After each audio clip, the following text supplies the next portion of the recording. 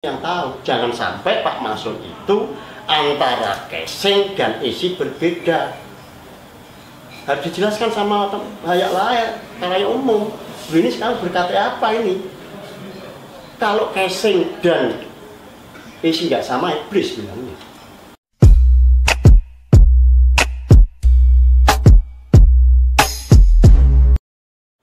Pak Mugi, kaitan dengan uang 150 juta untuk rekom yang Pak Mugi minta tolong ke Yai Masun yang janjinya 3 hari sampai hari ini konon katanya belum dikembalikan. Jadi gini Pak, jadi begini, kami itu waktu itu mengurus dan kami harus keluarkan biaya sampai 5 lebih. 5 apa ini Pak? 5 miliar lebih Untuk mengurus rekom. Sebenarnya ini kebutuhan yang harus kami tanggung untuk kepentingan bukan hanya rekom di dalam waktu 1 minggu. Untuk 2 partai 5. Saya tidak mau bilang itu untuk partai Mas, tapi ini kebutuhan kami selaku bakal calon.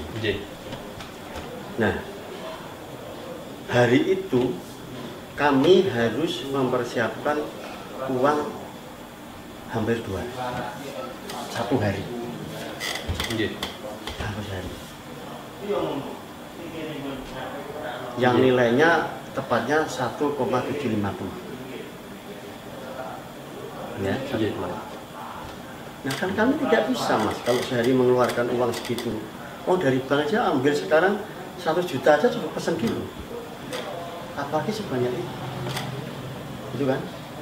Nah, kebetulan hari itu kami bisa mempersiapkan 1,6 M. Hari itu? Ya, kurang 150. Padahal besok pagi uang itu harus kami siapkan. Apakah salah kalau saya rembukan dan minta tolong ya? Dari kepentingan berdua. Dari sekian besar itu, saya minta tolong untuk dicarikan ubetan. Saya tidak minta. Apalagi ini kalau saya minta, enggak. Justru saya minta tolong untuk dicarikan ubetan. Ini kan berdua Mas. Bandingkan kalau uang 150 dibanding miliaran, kan jauh. Tapi dalam hati saya tidak membuat bebankan beliau, maka saya suruh minta tolong untuk cari ubetan. Saya pinjam. Sampai mati pun ini ikhlas saya adalah pinjam. Dan harus saya selesaikan. Dan pada tanggal 9 Juli itu, kalau hari Kemisnya, itu sudah mau saya selesaikan Mas. Saya sudah kesana, ada saksinya. Saksinya siapa? Ya maksudnya sudah ketemu saya dengan saksi itu, saya tunjukin. Sudah saya bawa ini selesaikan. Tapi beliau nggak ada di rumah.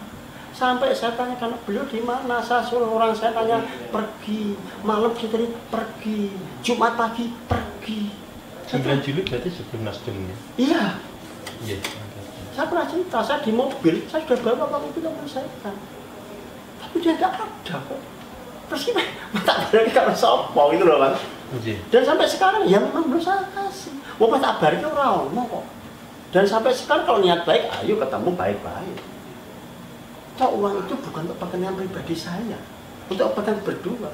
Dari sekian banyak, lu mau njaluk tolong, ego ke 1 sekit dari sekian lihat, kok diewer-ewer Mas. Itu kan namanya orang pelimpan juga. Nah, kalau akadnya pinjam sampai mati pun itu saya pinjam. Karena kalau mau saya selesaikan rasa dibuih, aku harus sombong Mas. Apa mau saya bayar sama Mas Wahyu, Mas titip bayarin sama Pak Masun? Kan enggak gitu loh. Dan ada saksinya itu, kami sudah mau selesai. Kan tidak bisa dicari. Itu loh Mas. Jadi sebenarnya begini, itu hal yang aneh kalau hal semacam itu disampaikan. Itu berarti membuka boroknya sendiri loh. Bukan borok saya terbuka apa saya sampaikan. Dan masalah itu sudah sampaikan, iya saya memang pinjam Pak Lima, iya saya sampaikan masalah umum. Tapi kepentingannya untuk berdua. Dari sekian miliar hanya 150 dan itu pinjam. Diserahkan pada saat ada pertemuan HPPN di Balakoh bergerak terang. Iya di sini, Sabtu iya. Dan uang itu langsung dibawa driver saya. Disuruh untuk menyelesaikan setelah lokal. Dan ini kan penting berdua. Dan ini hanya satunya dibanding dengan miliaran. Pak Mugi, Itu loh Mas. Jadi lucu ini. Di dalam pasangan, Iya. tentu saja kan ada komitmen berdua. Iya.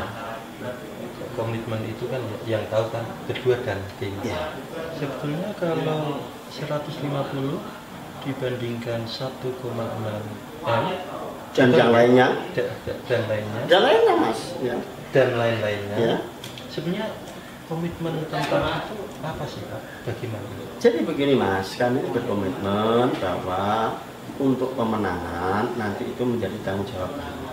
Pemenang itu artinya ya rapat-rapat tim, kemudian pembelian atribut, pembayaran saksi, kegiatan-kegiatan itu menjadi tanggung jawab kami, bukan Pak Ali Maksum. Iya. Tapi kalau beliau harus anjang sana, harus sowan ke siapa, harus beli bensin, harus beli dahan, kan masa saya minta ke saya. Jadi yang namanya tanggung jawab pemilik kami itu ya untuk pemenangan. Yang apa pemenangan ya bentuk tim, ya rapat tim, ya beli atribut. Itu tanggung jawab saya. Sampai untuk ngurus itu saja, kan saya pinjam. Ya. Itu bentuk dari komitmen kami. Komitmen di awal. Iya, kalau saya minta aja kan boleh. Harusnya kan kalau nggak punya kan, oh karena ya kebutuhan berdua. iya. Harusnya kan kalau kita nggak punya kan, oh nyalon bupati itu bupatinya harus punya sekian, pakainya sekian. Ini kan enggak. Sampai masa 50 juta aja kali tanggung jawab saya suruh saya itu. Itu bentuk komitmen kami bahwa itu menjadi tanggung jawab kami. Karena komitmen di awal seperti itu ya. Iya. Nek saya nggak komitmen kan, ya maksud jenengan nimbang saya ya, kan enggak. Iya. Maka komitmen aku egois sih, nanti saya balik. Itu kan bentuk komitmen saya bahwa dia tidak keluar uang. Tapi kalau saya pinjam kan sampai mati pun ini harus saya bayar. Cakapnya karena pinjam. Karena pinjam. Dan saya pun sama masih pinjam. Dan mau saya selesaikan nggak mau terima saya sudah. Nah, harusnya kan kalau calon bupati di mana tanyalah. Kan pasti, oh bupatinya sekian untuk pergerakan kan begitu. Ini kan karena tanggung jawab saya sampai saya suruh saya pinjam. Iya. Semua yang nanggung saya. Dan Pinjam itu berarti tanggung jawab saya Mas. Tanggal 9 Juli tadi Pak Mugi 2 kali saya ke rumahnya. untuk menyelesaikan. Iya, ada saksinya. Sampai saya suruh saya di mobil, saya sudah datang masuk dulu, tidak diterima. Saya pulang lagi, malam ke sana, tidak diterima lagi.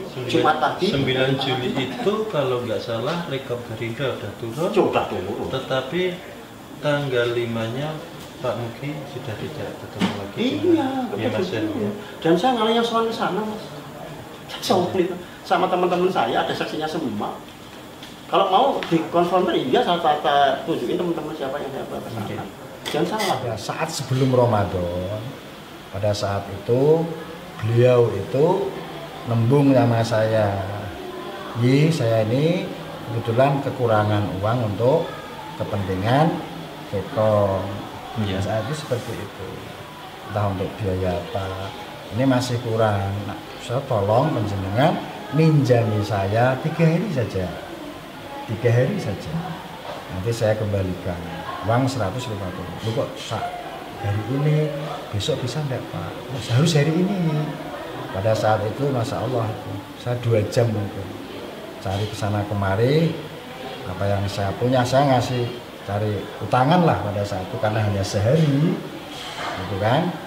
Akhirnya jadilah saya menyediakan uang 150 pada saat itu. Beliau janji pada saat ini WA-nya masih. Nah, beliau janji kalau mau mengembalikan 3 hari. Iya. Tak golek-golek itu karena saya pinjam dan beliau janji 3 hari. Saya nagih lewat WA lagi. Jadi ketika saya pinjami, makanya tanggal 17 yang saya kembalikan. Oke. Setelah tanggal 17 sama 18, dia WA juga enggak, belum siap juga enggak. Ini apa beliau lali atau apa? Akhirnya saya WA, sing wingi nika pripun? Nggih. Napa ditagih niku kula isin. Nggih. Kula ngoten. Oh nggih, makanya tanggal sekian. Kalau tidak salah dia tanggal 23. Setelah saya tunggu tanggal 23, juga tidak ada kabar sama sekali. Boro-boro misalnya minta maaf belum bisa, enggak sama sekali. Akhirnya kan setelah selang 2 hari saya harus nagih malih. Pripun niku?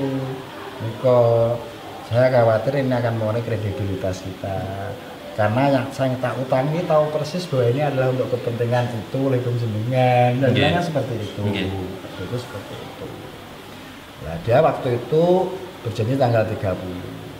Nah, setelah tanggal 30 juga nggak ada lagi kabar itu. Sehingga tanggal 1 atau 2 di bulan berikutnya saya WA lagi. Ya, beliau malah ngirimi saya dialognya stafet beliau sama orang yang kayaknya ditagih uangnya oleh beliau. Okay. Mulai saat itu saya tidak berani WA beliau. Karena istri saya, Mas, WA aku tidak ada nagih hutang. Wong sampeyan itu calon wakil. Okay. Dan beliau sudah tidak nyinggung-nyinggung itu lagi. Okay. Itu. Nah, itu kan saya pikir begini. Kok ora ono tembungi. Padahal saat itu benar-benar saya dalam kondisi masyarakat. Karena memang sebenarnya jalsah itu yang biayai kan saya 100%. Yeah. Yang semula beliau menanggung 100%, tetapi jalsah kemudian saya juga diutang. Okay. Setelah Pak Mugi dan Mas Sun tidak lagi bersama karena Pak Mugi dan Mas Sun, Mugi Alim itu diantaranya menggunakan produk jalsah di Jepang jalsah.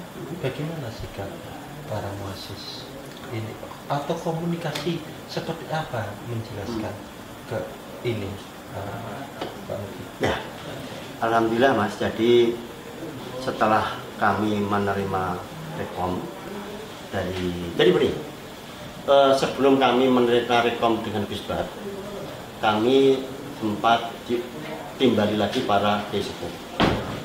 Kalau tidak salah itu tanggal 8 Dzulhijjah harinya Rabu, tidak salah. Oke. Ya, kami ditanyakan tentang beberapa hal. Akhirnya ya udah kalau begitu Pak Mugi ya silahkan mencari wakil, Pak Maksun ya silahkan mencari wakil. Nanti yang mendapat rekom Gerindra dan Nasdem itu yang kita atur. Karena begitu. Karena waktu itu kan bilangnya Pak Ali dijanji dapat rekom Gerindra kan begitu gitu. Waktu itu ya sudah.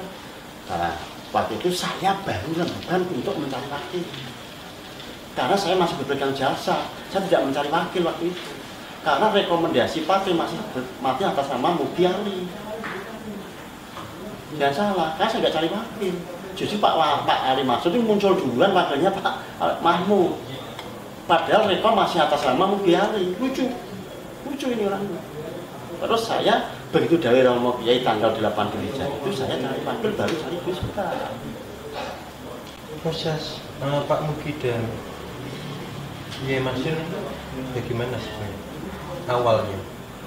Jadi begini Mas, kami ini setelah soal para Romo Kiai sepuh, kemudian kami didaulat untuk calon bupati. Maka karena kami didaulat oleh para Romo Kiai sepuh muassis itu untuk calon bupati, maka calon wakilnya yang mendampingi saya serahkan sepenuhnya kepada Romo Kiai. Sepenuhnya saya serahkan pada Romo Kiai. Sampai informasi yang terima hampir 2 bulan. Itu rapat para Romo Kiai muncul 12 nama, muncul 6 nama, kan gitu. Sampai mengerucut muncul 1 nama. Hari malam Jumat diputuskan, Jumat pagi saya ditimbali Abah Zain. Di dalamnya saya waktu itu dengan DPR PDI Perjuangan Pak Son Haji dan teman-teman jasuan ke sana. Beliau menghentikan Pak Mugi hasil rapat muassis bahwa wakilnya mendampingi Pak Mugi Pak Ali Maksud. Diterima apa tidak? Itu hari Jumat Pak. Ada saksinya Pak. Dan waktu saya matur, Yai, saya sudah menyerahkan kepada Romo Kiai siapa calon yang mendampingi saya. Kalau itu direkomendasikan Romo Kiai, maka siapapun akan saya terima. Itu Mas. Nggih. Jadi hari itu ya saya terima langsung. Jadi Pak Mugi pasif sebetulnya. Oh iya. Menyatakan kesadaran kelompok kiai semua. bukan Pak Mugi yang memilih. Enggak Mas. Enggak. Bukan memilih nama-nama. Enggak. Salah loh, ini jadi bolak-balik loh. Sampai saya ditimbali, habis itu Abah dia ngendikan di situ, aku nggak bisa turu setelah diputuskan calon wakilnya. Diputuskan muasis itu. Iya. Itu Mas, jadi jangan dibolak-balik ya. Itu memang dijodohkan oleh akhirnya memang dari kopi bareng teman-teman yang muda, kemudian pemikiran para kiai-kiai sepuh, ada banyak nama. Yo, salah satunya adalah tadi Pak Yaji, saya terima kasih dimasuki. Yo, ada memang saya dimasuki. Tapi terus terang ada satu dan lain hal itu masalah pribadi, ya mohon maaf saja. Kayak dia itu spesialis wong sing dimasuki, bukan spesialis calon. Tapi kalau mahir kata Kihani, kalau mahir orang, saya orang. Itu kalau mahir. Dari nama-nama itu salah satunya karena yang lain tidak mau Pak Farhan, tidak mau Bu Ida, tidak mau, dan ya mungkin tidak mau, kemudian Aminuddin, Al-Mahid. Terus ada orang ya ada Pak Ali Maksun, ada orang yang berharap mau calon, jadi belum kendaraannya ya untuk ibu kendaraan, tapi ada kemauan, ada keinginan kalau bikin calon yai, tapi kalau dari ada pasangan, terus Pak Yai kan ada daftar mau diajuke daftar mau dipilih niku Pak Yai Haji Ali Maksun. Tadi awal kronologi yang saya sampaikan, kita warga NU atau masyarakat NU, tokoh-tokoh NU maksud kami mempunyai daftar tokoh orang yang diharapkan nanti bisa memimpin Demak. Kemudian ada seorang calon dalam balon itu menawarkan diri untuk mengambil pasangan dari daftar tadi yang dari Kiai. Orang yang minta mendapatkan pasangan dari Kiai adalah Bapak Mugiono.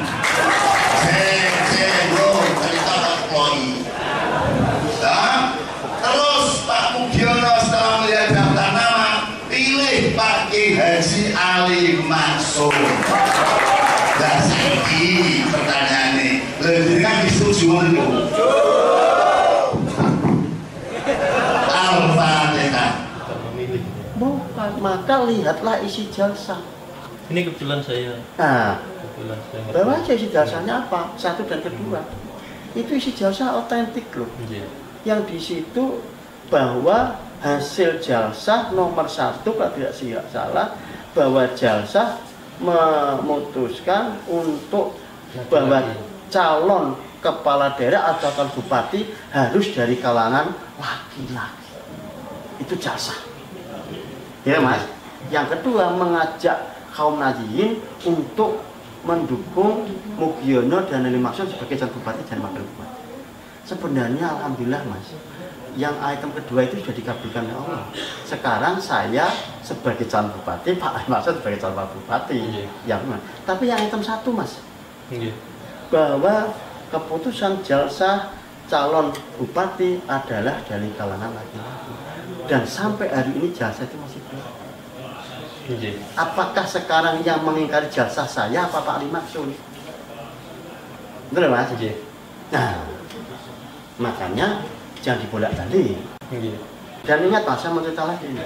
Setelah saya mendapat rekom dari Gerindra dan Nasdem, dan setelah saya mendaftar di KPU, saya sudah sowan Abah Sim menyampaikan bahwa kami sudah mendaftar di KPU untuk calon bupati dan sudah dinyatakan berkas kami lengkap. Iya.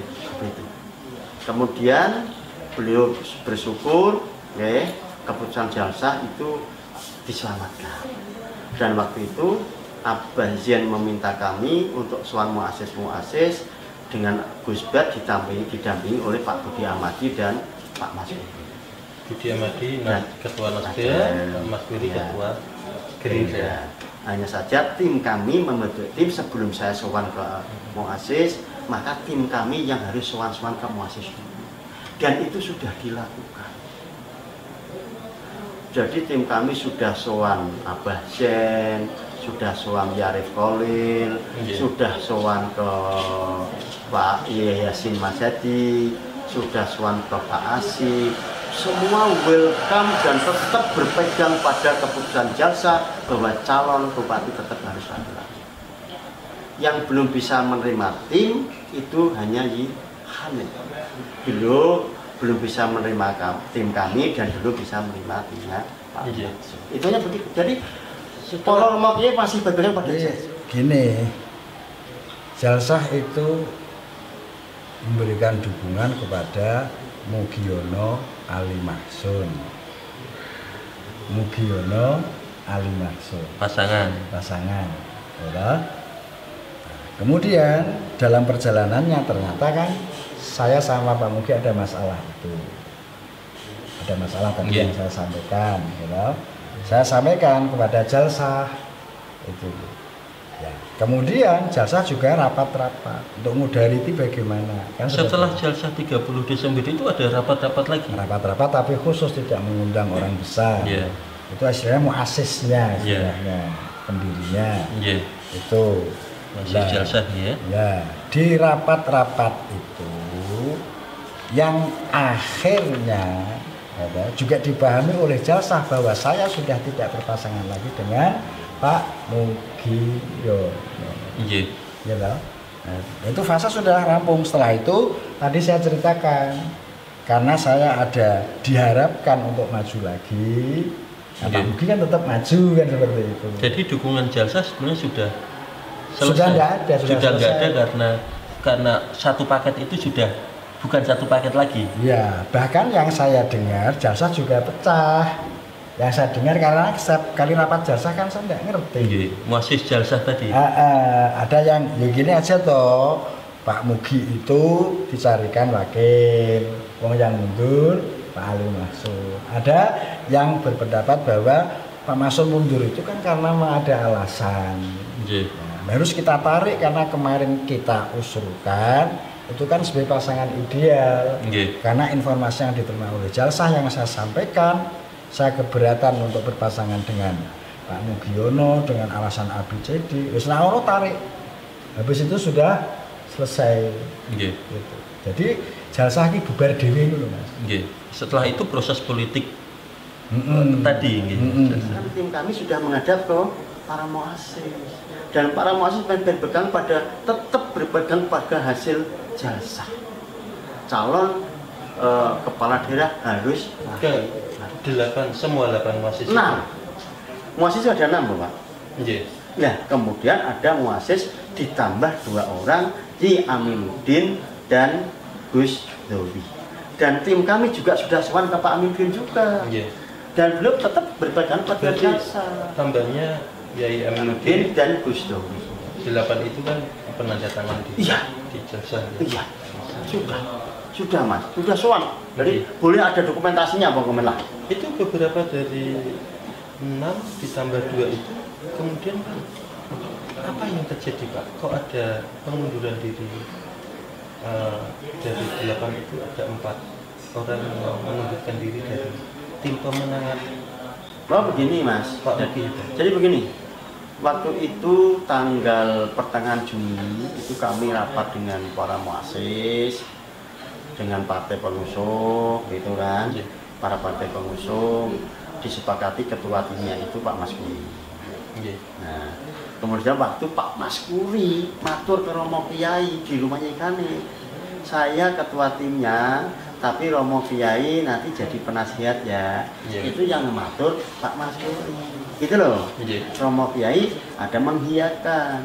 Nah, ternyata itu yang dibuat patokan Pak Mas Kuri, kalau ketua tim. Iya. Nah, setelah lepas dengan Pak Maksun pun dianggap karena kami yang mendapat rekom itu masih Sebagai jajaran penasehat. Penasehatnya. Itu loh Pak.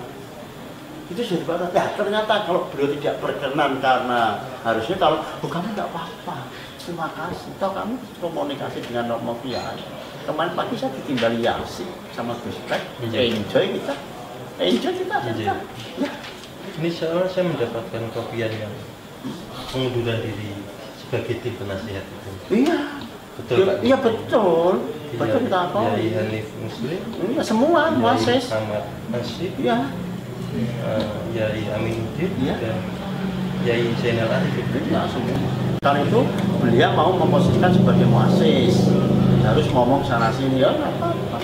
Tapi kami sudah sowan ke beliau lewat tim kami, enjoy beliau masih berpegang pada hasil jalan.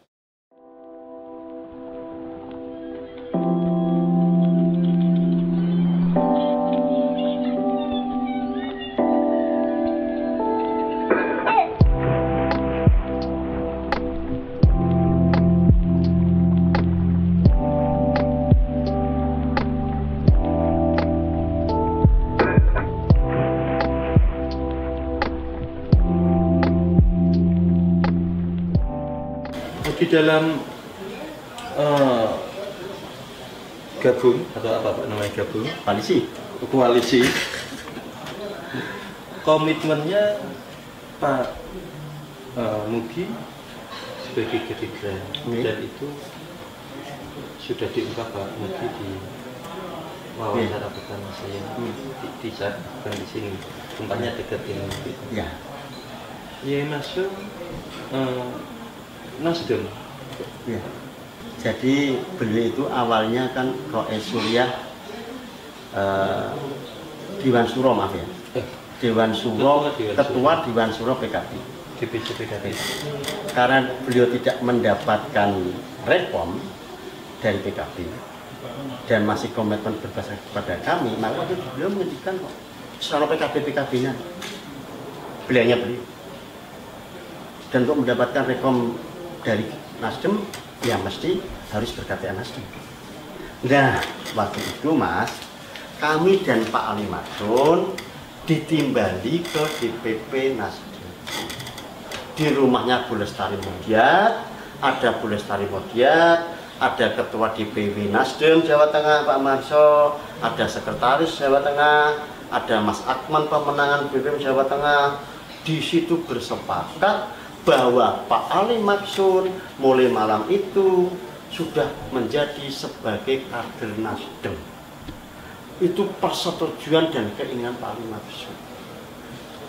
Dan dibuktikan Pak Ali Maksun mendapatkan KTA Nasdem. Jadi Pak Ali Maksun itu sekarang ber-KTA Nasdem, Mas. Saya buka aja ya ini Bapak. Nah, maka pertanyaan saya yang perlu diketahui oleh kawan-kawan dari PKB juga, bahwa Pak Maksun ini sudah ber-KTA Nasdem. Dan sampai hari ini, saya konfirmasi ke teman-teman Nasdem, belum pernah membuat surat pengunduran dari Nasdem. Artinya, apakah Pak Maksun itu sekarang sebagai Ketua Dewan Suro PKB ber-KTA PKB, tapi juga ber-KTA Nasdem, apakah belum sekarang punya KTA ganda? Inilah Pak Maksun yang tahu. Jangan sampai Pak Maksun itu antara casing dan isi berbeda. Harus dijelaskan sama layak umum. Ini sekarang ber-KTA apa ini? Kalau casing dan isi nggak sama, iblis bilangnya. Loh, Pak Maksun itu ber-KTA Nasdem loh. Tanya sama teman-teman Nasdem, sudah dicabut itu KTA-nya apa belum? Itu itu dilaksanakan di DPP di rumahnya Gus Tarimodia loh, jangan main-main. Saya dokumennya, fotonya ada loh. Dan sekarang beliau masih berketek Nasdem. Dan belum pernah menyabut KTA itu dari Nasdem. Jadi Pak Mansur harus jujur, beliau itu sekarang kader PKB, berkata PKB atau Nasdem. Karena beliau juga berkata Nasdem, permohonannya beliau. Kalau Pak Muki sudah dari PDI sudah ini ya? Kan saya sudah dipecat, Mas. Sambon? Loh iya. Saya belum tahu. Nah, kan saya sudah berkata Gerindra. Jadi saya ini kelaminnya jelas, Mas. Saya orang yang kelaminnya jelas. Yang PDI sudah sekarang dibahas. Iya. Ya kalau Pak Mason sekarang apa jelas itu? PKB apa Nasdem, tanya beliau. Karena beliau punya KTA 2. Ya, saya melihatnya itu bagaimana sifat seorang pemimpin. Itu kan wajar-wajar saja, itu apa ideal saya. Yeah. Ya saya ngomong sama kawan-kawan. Kalau saya itu punya prinsip, kalau saya melihat orang kok hanya sekedar casingnya saja, yaitu sama dengan prinsipnya iblis. Saya bilang gitu. Kalau saya melihat orang itu ya di samping casingnya, hartanya, jasadnya, juga moralitasnya.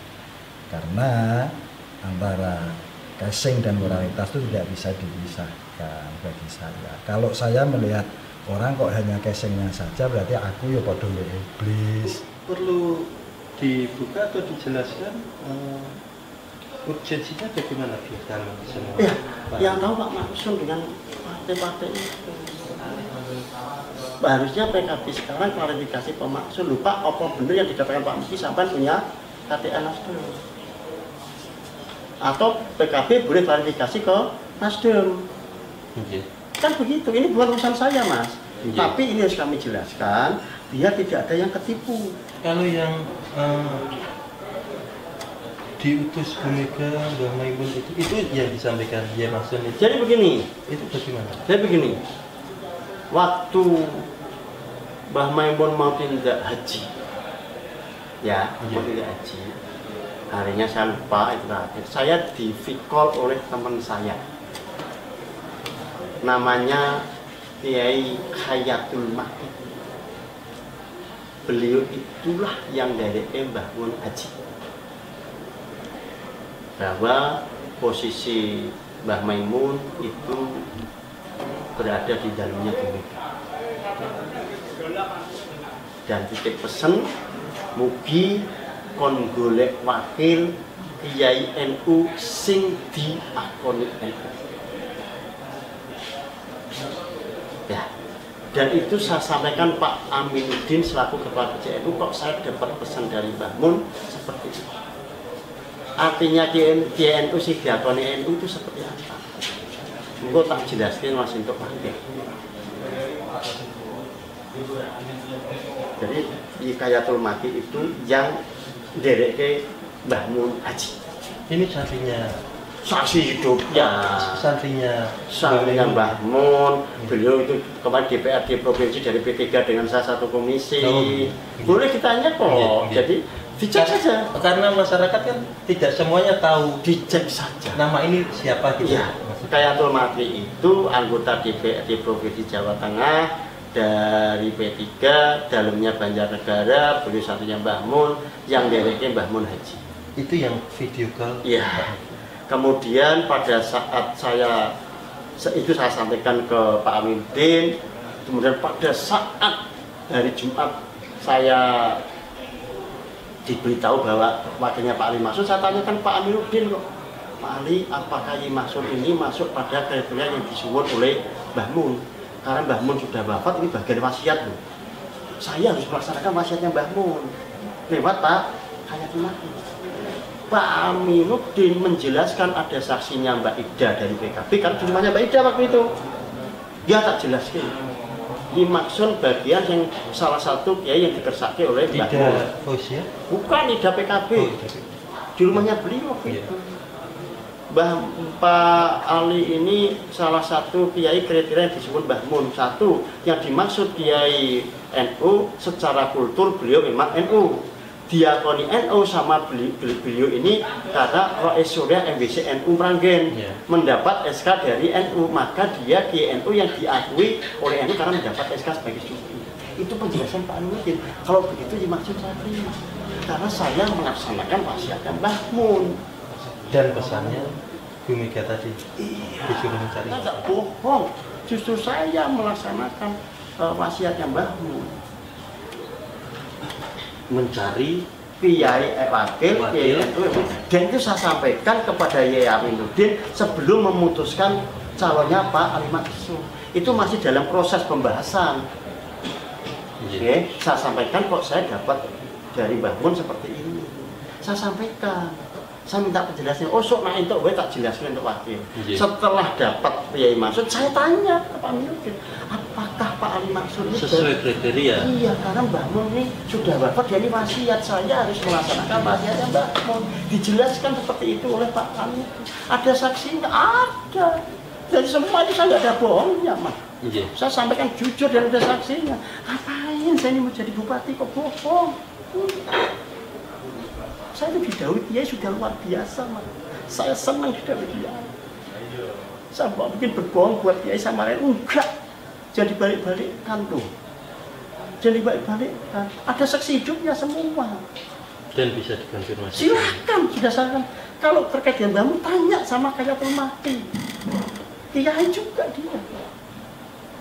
Kalau jenengan mirsani pas Mbah Mun mau tidak haji, digendong turun mobil Alphard oleh orang gondrong, ya itu nanti Khayatul Mahdi itu yang gendong Mbah Mun. Dulu satu komisi di komisi A dengan saya 5 tahun.